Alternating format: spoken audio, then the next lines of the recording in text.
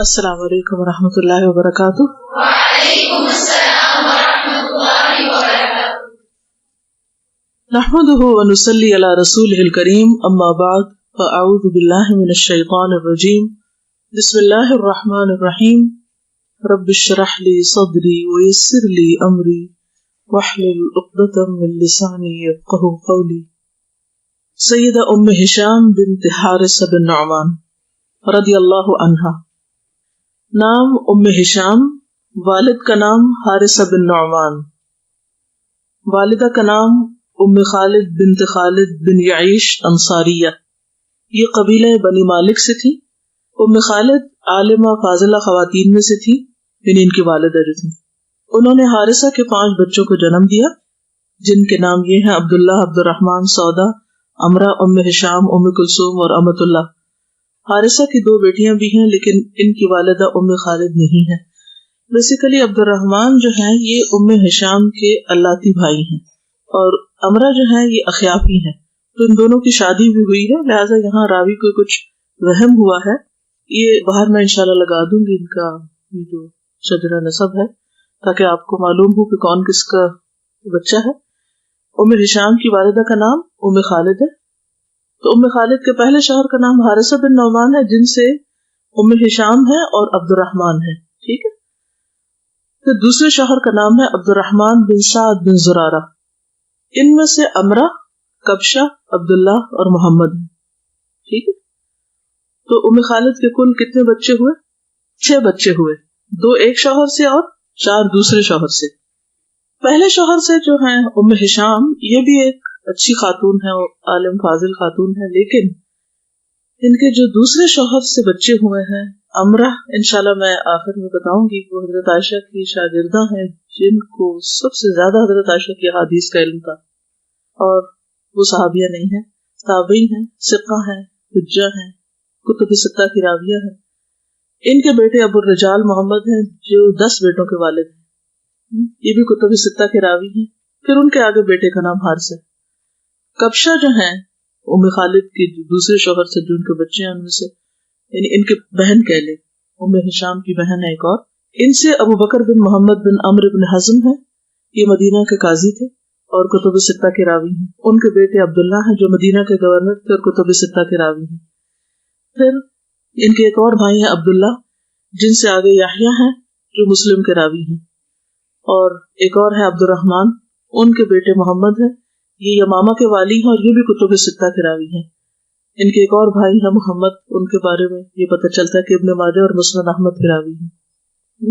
تو اس طرح ایک خاندان کا تعارف ہو جاتا ہے کہ کس قسم کا خاندان تھا یہ، اور انہوں نے کیا کیا خدمات انجام دی۔ حارثہ بن نعمان رضی اللہ عنہ اللہ تعالیٰ اور اس کے رسول مقبول صلی اللہ علیہ وسلم کے ساتھ بے پناہ محبت کرنے والے تھے، اور انہیں رسول اللہ صلی اللہ علیہ وسلم کے ساتھ محبت کرنے میں امتیاز حاصل تھا۔ حارثہ بن نعمان جو ہیں، یعنی ام ہشام کے جو والد ہیں، انہوں نے نبی صلی اللہ علیہ وسلم کے لیے بہت ساری قربانیاں کی۔ ان کی اولاد میں سے سودا، امرہ، ام ہشام، یعنی کہ یہ جو بہنیں ہیں، سودا، امرہ، ام ہشام اور ام کلثوم اور امۃ اللہ، کہتے ہیں کہ ان میں سے بعض نے حضور صلی اللہ علیہ وسلم کے ہاتھ پر بیعت کا شرف بھی حاصل کیا۔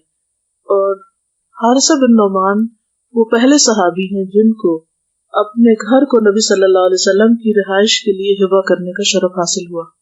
ابو ایوب انصاری کے گھر میں تو نبی صلی اللہ علیہ وسلم اترے تھے، لیکن اس کے بعد انہوں نے اپنا گھر ہبہ کیا تھا۔ سید عائشہ کہتی ہیں کہ رسول اللہ صلی اللہ علیہ وسلم نے فرمایا، میں سویا ہوا تھا تو میں نے خواب میں جنت دیکھی اور اس میں کسی قاری کی آواز سنی جو قرآن پڑھ رہا ہے۔ میں نے پوچھا یہ کون ہے؟ تو فرشتوں نے بتایا کہ یہ حارثہ بن نعمان ہے۔ یہ کون ہے حارثہ بن نعمان؟ ام ہشام کے والد ہیں، ٹھیک ہے۔ رسول اللہ صلی اللہ علیہ وسلم نے فرمایا، یہ نیکی اور والدہ کی فرما برداری کا صلہ ہے۔ وہ اپنی والدہ کا بہت زیادہ فرما بردار تھا۔ کون؟ حارثہ۔ سیدہ عائشہ کہتی ہے کہ رسول اللہ صلی اللہ علیہ وسلم کے صحابہ میں سے 2 صحابی سب سے زیادہ اپنی ماؤں کی خدمت گزار اور فرما بردار تھے، عثمان بن عفان اور حارثہ بن نعمان۔ حارثہ بن نعمان اپنی ہاتھ سے والدہ کو کھانا کھلایا کرتے تھے، جب والدہ انہیں کوئی حکم دیتی تو فوراً اس کی تعمیل کے لیے کمر بستہ ہو جاتے. بعض اوقات حکم کی تعمیل میں اس قدر جلدی کرتے کہ دوسرے ساتھی سے پوچھتے کہ میری اماں جان نے کیا فرمایا.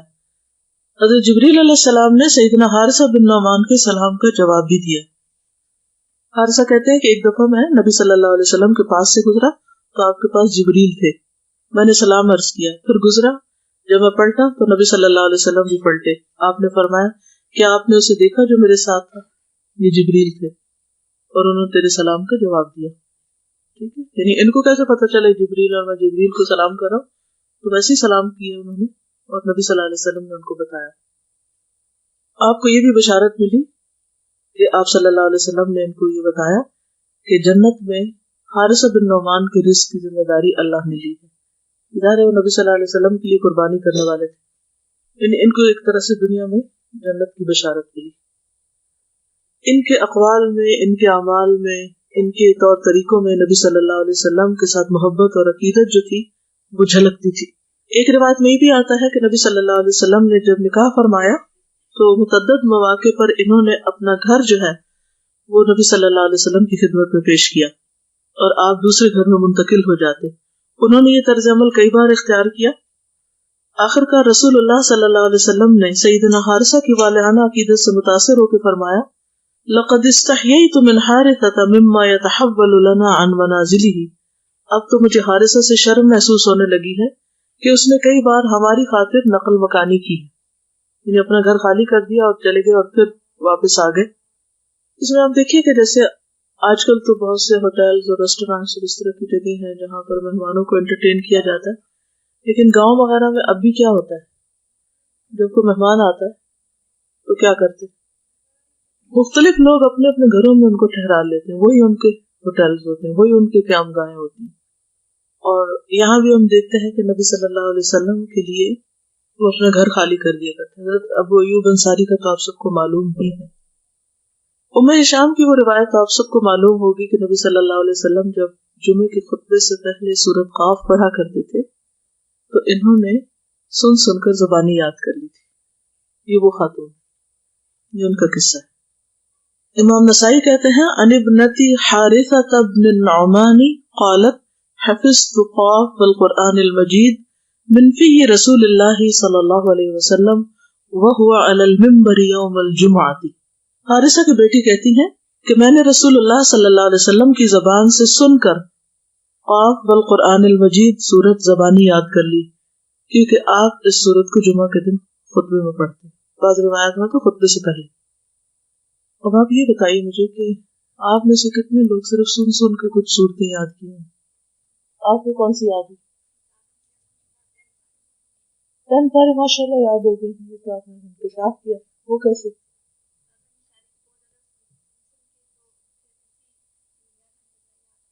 بشاری کو بہت زیادہ سن سن کے اسی ٹیون میں یاد ہوگی. کس وقت سنتی ہیں آپ؟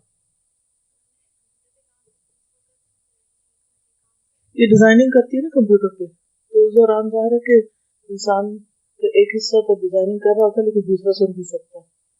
اگر ٹائپ وغیرہ کر رہے ہوں یا کچھ اس میں سے ریڈنگ کر رہے ہیں تو پھر آپ قرآن نہیں ساتھ سن سکتے، لیکن اگر آپ کچھ اور لکیریں وغیرہ مار رہے ہیں تو پھر آپ آرام سے قرآن سن سکتے ہیں. Very good idea. اور کسی کا کوئی تجربہ؟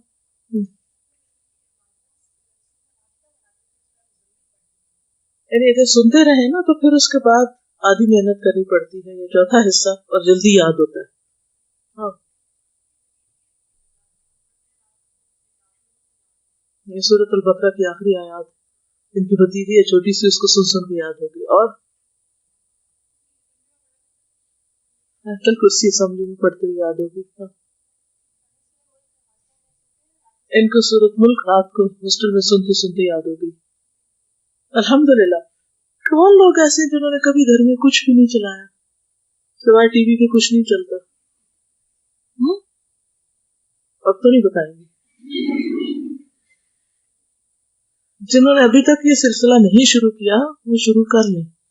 صرف یہ ہوتا ہے کہ اس وقت باتیں نہیں کرنی ہوتی جب کچھ چل رہا ہوتا ہے، تو پھر اشاروں میں بات کر لیں یا اس وقت روک لیں. اگر ضروری ہے نہیں روکا جا سکتا تو تھوڑی سی بات ضرورتاً کر لیں، لیکن لمبی چوڑی باتیں نہیں. یہ جو بچے لیگو وغیرہ کھیل رہے ہوتے ہیں بلاک سے، تو میں نے یہ ایکسپیرینس کیا کہ ان کو لگا دیتی تھی اسما کی سیٹ جی، تو بچوں کو زیادہ تر وہ اسی طرح یاد ہو گئے ہیں. چھوٹی بیٹی کو 30 پارا اسی طرح ان کو ویب. ٹھیک ہے. اور کیا سیکھا ہم نے ان کے والد کی زندگی سے؟ ان کے والد کی زندگی بھی ایک بہترین نمونہ ہے. کیا سمجھ میں آیا؟ ماں کی فرما برداری. دیکھیے کہ بعض اوقات اپنی ذاتی ضروریات یا اپنی ذاتی اشیاء جو ہوتی ہیں ان کو کسی اور کے ساتھ شیئر کرنا بہت مشکل ہوتا ہے. ٹھیک ہے نا؟ آپ کو کون سی چیز ایسی مشکل لگتی ہے شیئر کرنی جو اپنے بہن بھائیوں میں سے یا کسی کو بھی آپ ہاتھ نہیں لگانے دیتے؟ لیپ ٹاپ، موبائل، اور اس کے علاوہ بیڈ. اگر آپ کو پتا چلے آپ کے گھر مہمان آ رہے ہیں تو آپ کا ریئیکشن کیا ہوگا؟ آپ کی خالہ رہنے کے لیے آ رہی ہے 1 مہینہ کے لیے، جی خوش ہوں گے. تو کون جلدی سے اپنا بیڈ دے گا کہ یہ میرے بیڈ پہ آپ سو جائیں اور لامت رہیں؟ کیونکہ اب بچوں کے دل اتنے تنگ ہوتے جا رہے ہیں کہ گھر میں کسی مہمان کی آمد، کسی رشتہ دار کی آمد، کسی اور کا آنا ان پہ بہت بھاری ہوتا ہے. تو یہ چیز بھی ایک وقت تھا کہ ہمارے کلچر میں بہت تھی. مجھے نہیں معلوم آپ لوگوں کا، لیکن بچپن میں ہمیں تو باقاعدہ چھٹیاں گزارنے 2 مہینے نانی کے گھر جا رہے ہیں، اور پھر وہاں صرف ظاہر ہماری نانی تو نہیں، اور بھی ان کے بچے اور ان کے بچے بھی ہو سکتے ہیں. تو اس سے یہ کہ خاندانوں کے اندر کتنی محبت بھی تھی اور ایک دوسرے کے لیے برداشت بھی. لیکن جب سے یہ چیزیں ختم ہوئی ہیں تو آپس میں دلوں میں تنگی آ گئی. تو دلوں کی تنگی سب سے بدترین چیز ہوتی ہے. حارثہ کے بارے میں چند باتیں اور انہوں نے کہی ہیں. ان کے والد جو تھے وہ رسول اللہ صلی اللہ علیہ وسلم کے ساتھ شانہ بشانہ جنگ بدر اور دیگر تمام جنگوں میں شریک ہوئے. سیدنا حارثہ بن نعمان اپنے بارے میں یوں بیان کرتے ہیں: میں نے جبریل علیہ السلام کو 2 بار دیکھا. ایک تو اس دن دیکھا جس دن رسول اللہ صلی اللہ علیہ وسلم بنو قریظہ کی سرکوبی کے لیے روانہ ہوئے. اس دن کو تاریخ میں یوم سورین سے یاد کیا جاتا ہے. سورین بقیع الغرقد کے نزدیک جگہ کا نام ہے جہاں بنو قریظہ آباد تھے.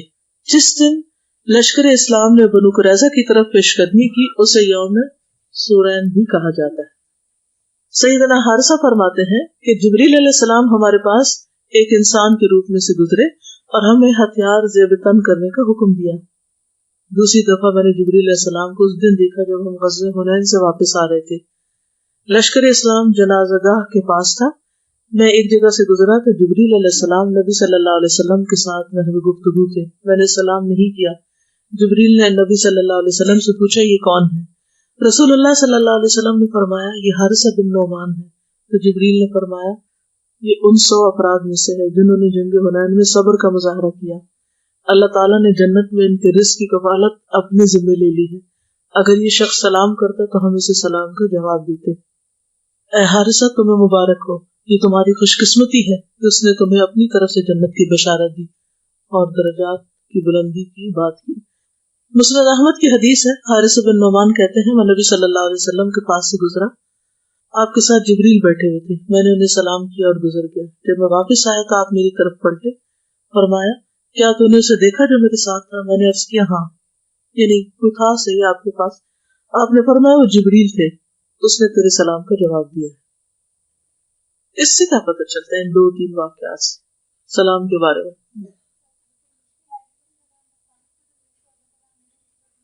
بالکل مشکل میں ثابت قدمی. غزوہ حنین کے بارے میں آپ نے پڑھا ہوگا نا کہ جب بنو حوازن کے جو تیر انداز تھے انہوں نے اسلامی لشکر کا منہ پھیر دیا تھا اور تتر بتر ہونے لگ گیا تھا. تو غزوہ احد کے بعد یہ ایسا غزوہ تھا کہ جس میں مسلمانوں کو کافی مشکل ہوئی تھی، ان کی جمعیت بکھر گئی تھی.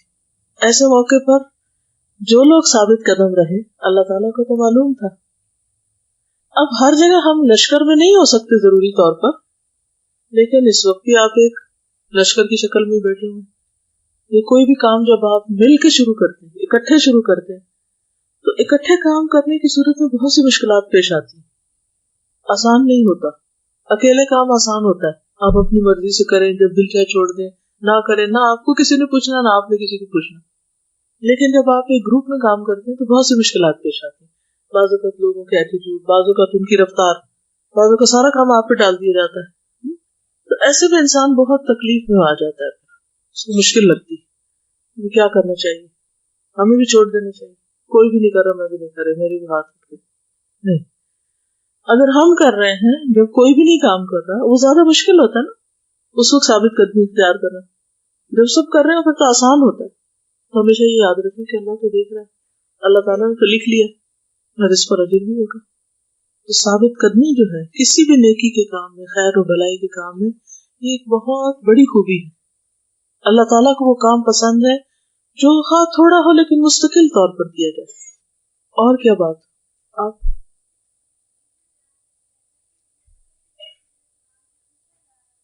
جی, انہوں نے پوچھا کہ کون گزرا جس نے سلام نہیں کیا, اور پھر دوسری بات یہ کہ دوسری دفعہ آپ نے خود کیا. تو اگر کسی کے پاس سے انسان گزر جائے اور سلام نہ کرے تو یہ کس بات کی علامت؟ تکبر کے علاوہ نیگلیجنس. ایک بندہ سامنے آ رہا ہے تو بھولنے کی اس میں کیا بات ہے؟ یہ بھی کوئی بھولنے والی بات. اصل میں اگر ریوارڈ پتا ہو, اجر پتا ہو اور اہمیت پتا ہو تو انسان نہیں بھولتا.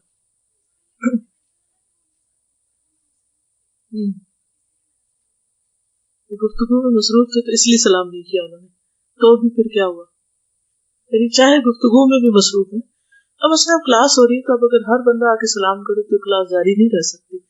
تو علم کی مجلسوں میں تو ایسا نہیں ہو سکتا, لیکن ہم ہر وقت کچھ تو کر ہی رہے ہوں گے نا, کچھ نہ کچھ تو ہم کر ہی رہے ہوتے ہیں. کبھی کسی سے بات کرے تو کبھی کسی سے, کوئی شخص پاس سے گزرا تو اگر زبان سے نہ بھی کرے لیکن اشارے سے کر لے, ہاتھ سے کر لے, کچھ کر لے, اسمائل ہی کر دے. کیوں؟ کیا واقعی ہم جب کسی سے بات کر رہے ہوتے ہیں تو سلام کو جواب دینا مشکل ہوتا ہے؟ نہیں ہوتا. بعض اوقات یہ بات درست ہے کہ ہم صرف ایک رسپیکٹ کے طور پہ ویسے جھجک جاتے ہیں کہ اب ہم کیا سلام کریں تو اپنے کام میں لگے. ٹھیک ہے, یہ نہیں کہ آپ اس کا قلم چھڑا کے کہیں السلام علیکم, ہاں تو یہ تو ٹھیک نہیں. لیکن زبان سے صرف احساس دلانا کہ تم میرے لیے اہم ہو, میں نے دیکھ لیا ہے. نوٹس لینا دوسرے کا کہ کوئی ہے. سب سے تکلیف دہ چیز اس وقت ہوتی ہے جب کوئی شخص کسی کو اس طرح اگنور کر دے کہ یو ڈونٹ ایگزسٹ. یہ بہت تکلیف دہ بات ہے. تو گھر میں بھی مثلاً آپ کے ہسبینڈ بیٹھے ہیں, کام کر رہے ہیں اندر, آپ اندر جاتی ہیں کوئی چیز اٹھانے, تو وہ کام سے سر اٹھاتے ہیں تو بلینک فیس نہیں ہونا چاہیے, ایٹ لیسٹ اسمائل دے دیں. صحابہ کا تو طریقہ یہ تھا کہ بیچ میں اوٹ میں کوئی چیز آتی پھر ملتے تو سلام کر لیتے. ضروری کہ بہت قرات کے ساتھ اعلانیہ طور پر آپ سلام کریں. دبے لہجے میں بھی کر سکتے, ہلکے بھی کر سکتے, ہاتھ سے کر سکتے ہیں. کسی نہ کسی طرح اس بات کا احساس دلاتے رہنا دوسرے کو کہ یو آر امپورٹنٹ, یہ بہت اہم. اس میں یہ ہے کہ جب آپ کسی کو کرتے ہیں تو جواب میں آپ ہی کو ملتے ہیں. کسی کو آپ نے دعا دی تو آپ کو بھی ملی. ٹھیک, چلیے آگے چلتے ہیں کیونکہ کچھ علمی حصہ بھی آپ کے ساتھ آخر میں ڈسکس کرنا. سیدنا حارثہ کے حق میں رسول اللہ صلی اللہ علیہ وسلم نے شہادت دی کہ وہ اپنی والدہ کا فرما بردار تھا. رسول اللہ صلی اللہ علیہ وسلم نے فرمایا بروا آباءکم فبرکم ابناؤکم, اپنے والدین کی فرما برداری کرو, تمہارے بیٹے تمہاری فرما برداری کریں گے. تو اس سے کیا پتہ چلتا ہے کہ جو ہم کریں گے کسی کے لیے وہ ہمارے ساتھ ہوگا. نبی صلی اللہ علیہ وسلم کے پڑوسی ہونے کا ان کو شرف حاصل تھا. ام ہشام بنت حارثہ بن نعمان سے روایت ہے, وہ کہتی ہیں کہ 2 سال یا 1 سال چند ماہ ہمارا تنور اور رسول اللہ صلی اللہ علیہ وسلم کا تنور ایک ہی رہا. ایک جگہ کوکنگ ہوتی تھی, شیئرنگ, دونوں گھروں کی روٹی ایک ہی تنور میں پکتی تھی. میں نے سورہ قاف رسول اللہ صلی اللہ علیہ وسلم کی زبان مبارک سے سن کر زبانی یاد کی. آپ یہ سورت ہر جمعہ لوگوں کو خطاب کرنے سے پہلے ممبر پر کھڑے ہو کر پڑھتے تھے. تو پڑوسی کے حق کے طور پر بھی وہ اپنا گھر خالی کرتے ہوں گے. ام ہشام سے محمد بن عبد الرحمن بن اسد بن زرارہ, حبیب بن عبد الرحمن اور سیدہ ام ہشام کی ہمشیرہ عمرہ بنت حارث نے حدیث روایت کرنے کا اعزاز حاصل کیا. یہ شاید بڑی بہن تھی اس لیے صحابیہ تھی, جو چھوٹی ہیں وہ تابعیہ ہیں, انہوں نے نبی صلی اللہ علیہ وسلم کو نہیں دیکھا. ام ہشام ان صحابیات میں سے ہیں جنہوں نے صلح حدیبیہ کے موقع پر نبی صلی اللہ علیہ وسلم سے بیعت کی. کس پر تھی یہ بیعت؟ موت پر بیعت تھی. حضرت عثمان کی شہادت کی خبر جب ملی تھی. ذوالقعدہ 6 ہجری کو نبی صلی اللہ علیہ وسلم نے عمرے کی غرض سے مکہ جانے کا اعلان کیا. آپ کے ساتھ تقریباً 1400 افراد روانہ ہوئے. بعض کہتے ہیں کہ 1500 1500 تھے تقریباً. ہشام بھی ان خواتین میں شامل تھی جو عمرے کی ادائیگی کے لیے روانہ ہوئی. جب قریش نے نبی صلی اللہ علیہ وسلم کی روانگی کا سنا تو انہوں نے مجلس سے مشاورت کی اور مسلمانوں کو مکہ میں داخل ہونے سے روکنے کا فیصلہ کیا. بہرحال اس واقعے کی کافی تفصیلات اس کتاب میں لکھی ہوئی جن کی اس وقت پڑھنے کی ضرورت نہیں. ہوا یہ کہ نبی صلی اللہ علیہ وسلم نے سفارت کے لیے حضرت عثمان کو مکہ والوں کے پاس بھیجا جو کافی دیر تک واپس نہیں آئے. یہ خبر مشہور ہوگی کہ حضرت عثمان رضی اللہ تعالیٰ شہید ہو گئے. نبی صلی اللہ علیہ وسلم اس بات سے بہت دل گرفتہ ہوئے اور آپ نے حضرت عثمان کا بدلہ لینے کا فیصلہ کر لیا کہ ہم اس کے بغیر واپس نہیں جائیں گے. پھر آپ نے صحابہ کرام کو بیعت کی دعوت دی. سب سے پہلے آپ کے ہاتھ پر ابو سنان الاسدی نے بیعت کی، پھر سلمہ بن اکوع نے 3 مرتبہ موت پر بیعت کی. سب لوگوں سے پہلے، پھر درمیان میں اور پھر سب سے آخر میں. ایک بار نہیں 3 بار، شروع میں بھی، درمیان میں بھی اور آخر میں بھی. اس موقع پر رسول اللہ صلی اللہ علیہ وسلم نے اپنا ہاتھ پکڑا اور فرمایا یہ عثمان کی طرف سے بیعت رضی اللہ عنہ. جب بیعت مکمل ہوگی تو حضرت عثمان تشریف لے آئے. دیکھیے سب کا ٹیسٹ تھا نا، اللہ تعالیٰ نے آزمانا تھا، امتحان لینا تھا. اور اللہ تعالیٰ کتنے خوش ہو رہے ہوں گے نا اس وقت. اللہ تعالیٰ کو تو پتا تھا کہ عثمان زندہ ہے اور یہ پھر بھی کتنے جو جذبے کے ساتھ نبی صلی اللہ علیہ وسلم کے ساتھ عہد کر رہے ہیں اس بدلے کا. اس بیعت میں صرف ایک منافق پیچھے رہا، جد بن قیس. سورۃ توبہ میں جس کو ذکر آتا ہے نا کہ وہ جس نے وہاں جانے سے بھی بہانہ کر لیا تھا. رسول اللہ صلی اللہ علیہ وسلم نے یہ بیعت ایک درخت کے نیچے بیٹھ کر لی تھی. سیدنا عمر آپ کا ہاتھ پکڑے ہوئے تھے اور معقل بن یسار درخت کی ٹہنی کو پکڑ کر رسول اللہ صلی اللہ علیہ وسلم سے اسے اوپر اٹھائے ہوئے تھے. آپ بیٹھے تھے، حضرت عمر نے آپ کا ہاتھ پکڑا، کیونکہ ساتھ تھے، اور انہوں نے دوسرے صحابی جو معقل بن یسار درخت کی ٹہنی اوپر کی کہ وہ نیچے نہیں آئے اور لگے نہیں. اس بیعت کو کیا کہا جاتا ہے؟ بیعت رضوان. لقد رضی اللہ عن المؤمنین اذ یبایعونک تحت الشجرۃ. سیدہ ہشام نے یہ بیعت کی اور یہ ان خوش نصیب لوگوں میں سے تھی جن کے بارے میں نبی صلی اللہ علیہ وسلم نے فرمایا جس شخص نے درخت کے نیچے بیعت کی وہ جہنم میں داخل نہیں ہوگا. یعنی ایک طرح سے ان کو جنت کی بشارت ملی ہوئی تھی. یہ تو تھی ان کی زندگی کے حالات. چند باتیں اور ان کے خاندان کے بارے میں. عمرہ بنت عبد الرحمن جو ہے یہ ان کی اخیافی بہن. اخیافی کون ہوتا ہے؟ جو ماں کی طرف سے، شابش، اور اللاتی جو باپ کی طرف سے. حضرت عمرہ جو ان کی چھوٹی بہن ہے حضرت عائشہ کی گود میں پرورش پانے والی ہے. حضرت عائشہ نے ان کو پروان چڑھایا تھا. انہوں نے حضرت عائشہ رضی اللہ تعالی عنہا سے روایت کی اور اپنی بہن ہشام سے بھی روایت کی. لوگوں میں سب سے زیادہ حضرت عائشہ کی روایات کا علم رکھنے والی ہیں. عمرہ بنت عبد الرحمن ان لوگوں میں سے ہیں جو حضرت عائشہ کی خاص شاگردہ ہیں اور سب سے زیادہ ان کی احادیث کو جاننے والی ہیں، علم رکھنے والی. ابن معین کہتے ہیں کہ ثقہ اور حجہ ہیں، یعنی عمرہ جو ہے. عجلی کہتے ہیں کہ مدنیت تابعیت فقۃ، یعنی کہ فقہ راویہ ہیں. احمد بن محمد بن ابی بکر المقدمی کہتے ہیں کہ میں نے ابن المدینی کو سنا کہ انہوں نے عمرہ بنت عبد الرحمن کا تذکرہ کیا تو ان کے معاملے کو بہت عظیم بیان کیا، بہت عظیم خاتون تھی، اور کہا کہ عمرہ ان ثقہ اور سب علماء میں سے ایک ہیں جنہوں نے حضرت عائشہ رضی اللہ تعالی عنہا سے روایت کیا ہے. عمر بن عبدالعزیز نے ابن حزم کو لکھا کہ وہ ان کے لیے عمرہ کی احادیث کو لکھ دیں. حضرت عائشہ رضی اللہ تعالی عنہا نے صرف حضرت عمرہ کو نہیں بلکہ اور بھی بہت سے یتیم بچوں کو، یہ یتیم نہیں تھے اس وجہ سے نہیں، ویسے گود پالا، یعنی ان کی پرورش کی اور ان کی بھی تربیت کی. ان کے اپنے بچے نہیں تھے لیکن انہوں نے ان کی تربیت کی. اس سے کیا بات پتہ چلتی؟ کیوں کی؟ دل بہلانے کو. انہوں نے ایک طرح سے بچوں میں علم انویسٹ کیا اور اس کا فائدہ کیا ہوا؟ حضرت عائشہ کے بعد کافی عرصے تک یہ ان کی احادیث آگے روایت کرتی رہی اور لوگوں کو مسائل وغیرہ بتاتی رہی. عمرہ بنت عبد الرحمن جو حضرت عائشہ کی گود میں تھی، حضرت عائشہ سے روایت کرتی ہے کہ نبی صلی اللہ علیہ وسلم نے ایک شخص کو لشکر کا امیر بنا کر بھیجا. جب وہ اپنے ساتھیوں کو نماز پڑھاتا تو کل هو اللہ پہ ختم کرتا. جب لوگ واپس ہوئے تو یہ بات نبی صلی اللہ علیہ وسلم سے بیان کی گئی. آپ نے فرمایا اس سے پوچھو کہ ویسے کیوں کرتا ہے. لوگوں نے اس سے پوچھا تو اس نے کہا اس لیے کہ یہ رحمان کی صفت ہے اور مجھے پسند ہے کہ میں اس کو بار بار پڑھوں. نبی صلی اللہ علیہ وسلم نے فرمایا اس کو خبر دے دو کہ اللہ تعالیٰ اس سے محبت کرتا ہے. کل هو اللہ کے بارے میں کوئی اور روایت آپ کو معلوم؟ ایک تہائی قرآن ہے اور کوئی حدیث؟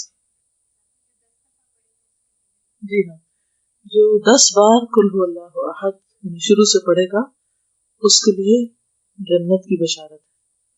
تو آج آپ سب 10 دفعہ بیٹھ کے آرام سے پڑھ لیں، ٹھیک ہے؟ میں نے صبح یہ حدیث پڑھی تو میں نے سوچا کہ آج میں آرام سے ایک جگہ بیٹھ کے 10 دفعہ پڑھ کے اٹھوں گی۔ کوئی پتہ نہیں کل قیامت کے دن کون سا عمل جو ہے وہ انسان کو فائدہ دے جائے، تو کسی بھی عمل کو چھوٹا نہیں سمجھنا چاہیے، فوراً نیت کر لینی چاہیے۔ آج کل لوگ میری کرسمس کا پیغام بھیج رہے ہیں لوگوں کو، اگر کوئی کسی کو یہ پیغام دیتا ہے تو یہ اس بات کو کنفرم کرتا ہے کہ نعوذ باللہ اللہ سبحانہ وتعالیٰ نے بیٹے کو جنم دیا، تو اس کا رد کہاں ہے؟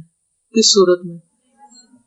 سورۃ اخلاص میں، قل هو اللہ احد اللہ الصمد لم یلد ولم یولد ولم یکن لہ کفوا احد۔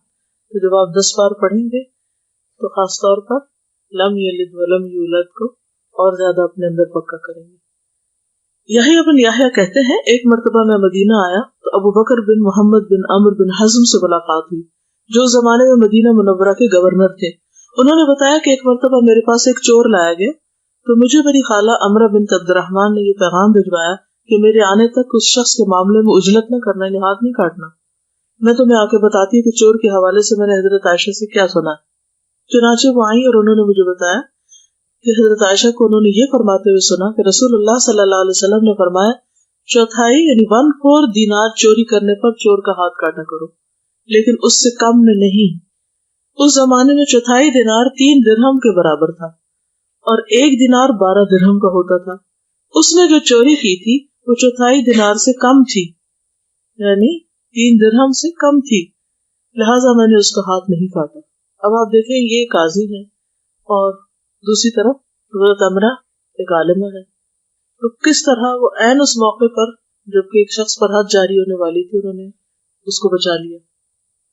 علم جو ہے وہ ہر حال میں فائدہ دیتا ہے انسان کو، اس لیے انسان کو ہمیشہ اس کے بڑھانے کا حریص رہنا چاہیے۔ آپ کو نہیں معلوم کہ آپ کی سیکھی ہوئی اور پھر آگے دوسروں سے شیئر کی ہوئی آپ کے ایون عمل میں وہ بات آپ کے لیے نجات کا کہاں کیسے کتنا ذریعہ بن جائے، کتنا بڑا صدقہ جاریہ بن جائے۔ پھر یہ ہے کہ تجارت بھی کرتی تھی اور معاملات کی سمجھ بوجھ بھی رکھتی تھی۔ ابو رجال محمد بن عبد الرحمن بن حارثہ کہتے ہیں کہ ان کی امی عمرہ بنت عبد الرحمن اپنے پھلوں کو بیچتی، یعنی جو درخت لگے ہوتے کھجوروں کے درخت مدینہ میں زیادہ، اور اس میں سے کچھ استثناء کر لیتی، یعنی کچھ نہیں بھی بیچتی تھی۔ اس سے کیا پتہ چلتا ہے کہ عورت بھی خرید و فروخت کر سکتی ہے، بزنس کر سکتے، منع نہیں ہے، لیکن ایسے بزنس میں پڑ جانا کہ جو آپ کو باقی سب کچھ بھلا دے، علم سے دور کر دے، وہ ٹھیک نہیں۔ ٹھیک ہے، اب کھجور کا درخت تو بہت ہی زبردست بزنس ہے، کیونکہ اگر آپ لگا دیں سال میں 1-2 کھجوریں لگیں گی، آپ کو کیا مشکل ہے، اتروائیں اور بیچ دیں، پیسے مل جائیں گے۔ آپ کو زیادہ درخت لگوا دیں تو زیادہ درختوں کو پیسے مل جائیں گے، اس میں نہ آپ کو کوئی بہت بڑی مشقت کرنی پڑتی ہے اور نہ ہی کوئی بہت اس کا خیال رکھنا پڑتا ہے۔ تو اس طرح کے بھی بزنس ہو سکتے ہیں کہ جس سے انسان اپنی آمدنی بڑھا سکتا ہے یا اپنے حلال رزق کا انتظام کر سکتا ہے۔ ہمارے یہاں کتنی زمین خالی پڑی رہتی ہے، کوئی پھلدار درخت نہیں لگواتا، کسی کو توجہ ہی نہیں ہے، حالانکہ اگر ہر شخص اپنے آس پاس کے اس ایریے کو جو اس کو ملا ہے اس میں کچھ نہ کچھ اور کچھ نہیں تو کچن گارڈن ہی چھوٹا سا بنا لے۔ جی ہاں، اب ڈپینڈ کرتا ہے نا آپ کس ایریے میں رہتے ہیں، بعض ایریے میں نہیں پھل دیتا، بعض میں اتنا اچھا نہیں دیتا، لیکن پاکستان میں بہت اعلیٰ قسم کی کھجور پیدا ہوتی ہے، تو جن علاقوں میں لگ سکتا ہے وہاں پر اگر ہر شخص تھوڑی سی توجہ، شروع میں محنت کرنی پڑے گی اور کئی سال لگیں گے اس کو بڑا ہونے میں، لیکن ایک دفعہ جو چل پڑے گا تو سینکڑوں سال وہ پھل دیتا ہے۔ ایک تو صدقہ جاریہ ہوگا، جتنے لوگ اس کو کھائیں گے ان کو فائدہ، اور دوسری یہ ہے کہ تجارت آپ نہیں تو چلے آپ کے بچے سے کسی اور کی تجارت کا ذریعہ بن جائے گا۔ اب آپ یہ سوچ کے تو میری تو زندگی اتنی نہیں رہے گی کہ میں اس کھجور کا پھل کھاؤں تو میں کیوں لگاؤں۔ ہمارے عام طور پہ یہ ذہنیت ہوتی ہے، ہاں تو کچھ نہ کچھ لگائیں، یعنی ہمیشہ ایسے آئیڈیا سوچتے رہا کرے کہ جس سے انسانیت کو فائدہ ہو، اس لیے کہ اللہ تعالیٰ تو ایک ایک دانے کو گر لے گا نا، ہمیں تو ضرورت نہیں اتنے حساب کتاب کی۔ ابو بکر بن محمد بن عمرو بن حزم نے ایک نبطی کو پکڑا جس نے لوہے کی انگوٹھیاں چرائی تھی، اس کو ہاتھ کاٹنے کی غرض سے قید کیا گیا۔ عمرہ نے اپنی امیہ نامی لونڈی کو ابو بکر کے پاس بھیجا، کہا کہ جاؤ ان کو مسئلہ بتا کر آؤ، अबू बकर कहते हैं कि वो लौंडी मेरे पास आई, ये इनकी अमरा की आगे खादिम थी, मैं लोगों में बैठा हुआ था। वो बोली, तुम्हारी खाला अमरा ने कहा है कि मेरे भांजे तुमने थोड़ी चीज की वजह से एक नब्ती को पकड़ा है कि उसका हाथ काटा जाए। मैंने कहा जी हाँ। उसने कहा, अमरा ने कहा कि कतन नहीं काट सकते तुम, मगर रुब दिनार की मालियत या उससे ज्यादा में। तो अबू बकर कहते हैं कि मैंने नब्ती को छोड़ दिया। अब इस वाक्य से क्या पता चलता कि हज़रत अमरा दूसरे किस्से में तो खुद गई, या खुद नहीं गई, अपनी खादिमों को भेजा और उसने जाकर मसला बताया और अगले की जान बची। इससे एक और बात भी पता चलती है, इंटरेस्ट लिया और मशवरा दिया। बास काम हमें खुद नहीं करना होता, कोई और कर रहा होता है, तो उसको एक अच्छा मशवरा, एक अच्छा आइडिया देना भी पूरे अजर को समेटने का बायस होता है। ठीक है ना। बुखारी में अमरा की 37 और मुस्लिम में 33 अहादीस हैं। इनके शागिर्दों में इनके बेटे अबू रजाल, इनके भाई मोहम्मद बिन अब्दुर्रहमान बिन साद बिन जुरारा, इनके भतीजे यहया बिन अब्दुल्ला बिन अब्दुर्रहमान, भांजे के बेटे अब्दुल्ला बिन अबी बकर बिन मोहम्मद बिन अमर बिन हज़म, इनके पोते हारिसा बिन अबी रजाल। ये सारे उलमा हैं। कुछ मशहूर मुहद्दिसीन उर्वा बिन जुबैर, सलमान बिन यसार, इब्न शिहाब ज़ुहरी, अमर बिन दीनार और कुछ दूसरे, उन्होंने भी इनसे रिवायत किया है। उर्वा बिन जुबैर की भी उस्तादा है। उर्वा बिन जुबैर कौन थे? हज़रत आयशा के भांजे, हज़रत अस्मा के बेटे। उर्वा अमरा से रिवायत करते कि हज़रत आयशा ने फरमाया, नबी सल्लल्लाहु अलैहि वसल्लम जब इतिकाफ में बैठते तो अपना सर मुबारक मेरे करीब कर देते, मैं उसमें कंघी करती, लेकिन नबी सल्लल्लाहु अलैहि वसल्लम बशरी हाजत के बगैर घर में दाखिल नहीं होते थे, यानी कंघी करने भी घर में नहीं आते थे, आप मस्जिद में ही बैठे होते थे। इब्न शिहाब कहते हैं कि उनसे अमरा ने बयान किया। इब्न शिहाब ज़ुहरी जो मशहूर मुहद्दिस है, और ये भी हज़रत अमरा से और हज़रत अमरा हज़रत आयशा से रिवायत करती हैं कि नबी सल्लल्लाहु अलैहि वसल्लम ने फरमाया कि चौथाई दिनार या उससे ज्यादा पे चोर का हाथ काटा जाएगा। इमाम मालिक और इमाम लैस के उस्ताद याहिया बिन सईद भी अमरा के शागिर्द हैं। ठीक है, अब आप देखिए, इस खातून ने अपना रोल प्ले किया, फिर उसके बाद उनसे याहिया बिन सईद ने लिया, याहिया बिन सईद से किसने लिया? इमाम मालिक ने लिया, और इमाम मालिक से फिर हजारों लाखों लोगों ने लिया। इस तरह इल्म आगे से आगे बढ़ता चला गया। इंसान को हमेशा, चाहे एक बंदे को भी सिखाना पड़े, कभी इसमें कोताही नहीं करनी चाहिए। क्यों? क्योंकि कोई पता नहीं वो एक जो है वो हजारों पर भारी हो। ठीक है, मैं जब मैट्रिक में थी तो हमारे हमसाए में एक बच्चा रहता था, छोटा था बच्चा, ये मौलाना अशरफ अली थानी है ना जिन्होंने वो बिजली जेवर लिखा हो, तो उनकी औलाद में से था बच्चा। बहुत ही अच्छे लोग थे, डिसेंट लोग। तो बहरहाल उनके सरगोदा बोर्ड में ट्रांसफर हुई, तो हमारे घर के बिल्कुल नेबर ही थे, साथ ही। तो उन्होंने कहा कि आप इस बच्चे को पढ़ा दें। मैं पढ़ा दूं? इतने इल्मी खानदान का बच्चा है तो मैं कैसे पढ़ाऊं? तो झिझक सी होती। खैर मैंने सोचा क्या पता ये बच्चा बड़ा होकर कहीं पढ़ाने वालों में से शामिल हो जाए, क्योंकि एक ऐसे खानदान का बच्चा है जो इल्म के साथ लगे हुए हैं, तो उसका कुछ असर होगा। 12 मैंने उसको पढ़ा दिया। 10 साल पहले कुछ मुझे ऑस्ट्रेलिया जाने का इत्तेफाक हुआ, तो वहां पर माशाल्लाह बच्चा जवान बड़ा शादीशुदा सब, बहुत अरसे बाद मुझे उसका पता चला कि वो कहाँ है। तो वो मेरे ख्याल किसी मस्जिद में अब कुछ काम कर रहा है, पढ़ा रहा था या इमाम था या कुछ भी। तो मुझे बहुत ही ज्यादा खुशी हुई, क्योंकि बाज़ हम सोचते हैं कि अच्छा, कभी हम झिझक जाते हैं इस बात से कि नहीं इसको नहीं मैं पढ़ा सकती, ये तो मुझसे बड़ा है। कभी हम सोचते नहीं ये तो छोटा है, इसको क्या पढ़ाने का फायदा। कभी कहते हैं ये तो निकम्मा है, इसने कुछ नहीं करना। कभी ना सोचो ये, यू नेवर नो कि वो कहाँ जाकर कब क्या करे और आपके लिए बेहतरीन सदका जारिया बन जाए। कोई भी हो, इंसानों में इल्म के मामले में कभी डिस्क्रिमिनेट नहीं करें, हर एक का हक है। लैसमन साहब कहते हैं याहिया बिन सईद अंसारी ने उनसे अमरा ने और उनसे आयशा रज़ियल्लाहु तआला अन्हा ने बयान किया कि मैंने नबी सल्लल्लाहु अलैहि वसल्लम को कहते हुए सुना कि रूहें इकट्ठी भर्ती की गई हैं, अल अरवाह जुनूदुन मुजन्नदा, रूहें इकट्ठे भर्ती किए गए फौजी सिपाहियों की तरह होती है, एक बैच के लोग, उन जैसे आप लोग एक बैच है। उनमें से जिन रूहों में आपस में पहचान थी उनमें यहाँ भी मोहब्बत होती है, यानी जिन्होंने वहां एक दूसरे को पहचाना वो दुनिया में भी आकर एक दूसरे से अट्रैक्ट होते हैं, और जो वहां गैर थी वो यहाँ भी अलग अलग रहते हैं। अब आप देखें जैसे एक बैच के लोग हैं, क्या आप सबको जानते हैं? आपस में नहीं जानते ना। और जिनको अब आप जानते हैं क्या पहले से जानते हैं? फिर क्या वजह है कि आप में से कुछ एक दूसरे को यहाँ के जानने लगे और बाकी भी इसी छत के नीचे और एक दूसरे को नहीं जानते? क्या हुआ? वजह क्या है? यही हदीस ना कि रूहें इकट्ठे भर्ती किए गए फौजी सिपाहियों की तरह होती हैं, अल अरवाह जुनूदुन مجندہ. مجندہ کا مطلب ہے ایک جگہ جنود بنائے گئے، یہ ایک بیچ کے لوگ. اس میں بھی کیا ہوتا ہے کہ جو لوگ وہاں ایک دوسرے کو پہچانتے ہیں دنیا میں آ کر بھی پہچانتے ہیں، یعنی سیٹس ہیں. ہم وہاں کسی سیٹ میں رہ کے آئے اور یہاں آ کے بھی پھر پہچان ہوگی. جی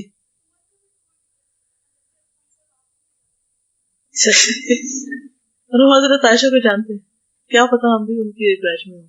مجھے تو بہت محبت ہے ان سے، اور حضرت عمرہ سے بھی ہوگی کیونکہ وہ ان کی شاگرد ہے. تو اس طرح تاریخ میں بھی آپ بہت لوگوں کو پڑھتے ہیں، تو کچھ لوگوں کو پڑھ کے وہ کلک کرتے ہیں، کچھ کو نہیں کرتا، ہوتا نا ایسے. تو ہر ایک کو اپنے مزاج کے مطابق ہی لوگ پسند آتے ہیں، دوسرے نہیں اچھے لگتے، کیونکہ وہاں تو سب کی ایک ہی عمر ہے نا. یہ تو دنیا میں آ کے بڑے چھوٹے آگے پیچھے ہو جاتے ہیں. تو جو ایک بیچ ہوگا اس میں ضروری نہیں کہ ایک دور کے لوگ ہوں، یعنی وہ بیچز یا وہ جو گروپس ہیں وہ اس اعتبار سے ضروری نہیں ہو کہ وہ جنہوں نے ایک سیٹ کو کٹھے دنیا میں ایک ٹائم پہ اترنا ہے، وہ آگے پیچھے بھی ہو سکتے ہیں. جب سے مسیر صحابیات پڑھ رہے ہیں اور آپ لوگ بھی پڑھ رہے ہیں، تو کچھ کا تو پڑھتے ہی دل ایسے عجیب سا ہونے لگتا ہے، کچھ کا پڑھ کے اچھا لگتا ہے لیکن اس طرح نہیں ہوتا جس طرح ایک دوسرے کردار کے ہوتے ہیں. قدرت کی بات ہے. پھر ان کی ایک بڑی خاص بات یہ کہ اپنے بیٹے کی معلومہ ہے، جو بہت کم مائیں ہوتی ہیں کیونکہ بیٹے ہاتھ نہیں آتے. تو آپ سب بھی کوشش کریں کہ اپنے شوہر کی تو نہیں لیکن بیٹے کی معلومہ بن جائے. پھر بھائی کی معلومہ ہے، رائٹ. پھر اسی طرح بھابھی کی، ٹھیک ہے. پھر اپنے بھتیجے کی معلومہ ہے. تو اس سے کیا پتہ چلتا ہے؟ اپنے سارے خاندان کو پکڑنے کی کوشش کریں. پھر خاندان سے باہر بھی اسماعیل ابن امیہ بھی ان سے روایت کرتے ہیں، عبید اللہ بن عمر، سعد بن سعید. پھر ان کے کچھ رشتے دار جو محدث ہیں، عبداللہ بن عبد الرحمن بن سعد بن زرارہ ان کے بھائی ہیں، یحییٰ بن عبداللہ جو ہیں بھتیجے ہیں، مسلم کے راوی ہیں. ان کی بہن جو ہے کبشہ، وہ بھی. پھر اسی طرح بھانجا، ان کا بھانجا جو ہے ابو بکر، ان کی بیوی کہتی ہے کہ ابو بکر 40 سال سے رات کو اپنے بستر پر نہیں لیٹے، بہت کم سوئے، چٹائی پہ سو جاتے ہوں گے یا کہیں بھی. سونا تو انسان کی ضرورت ہے، کیونکہ کچھ لوگ 1-2 گھنٹے بھی سو لیں تو ان کے لیے بہت کافی ہو جاتے ہیں. یہ امام زہری کے استاد ہیں. امام زہری کا تو آپ کو معلوم ہے کہ پھر امام مالک کہتے ہیں کہ ہمارے پاس مدینہ میں کوئی ایسا نہیں تھا جس کے پاس قضاء کا علم ہو جتنا ابو بکر کے پاس تھا.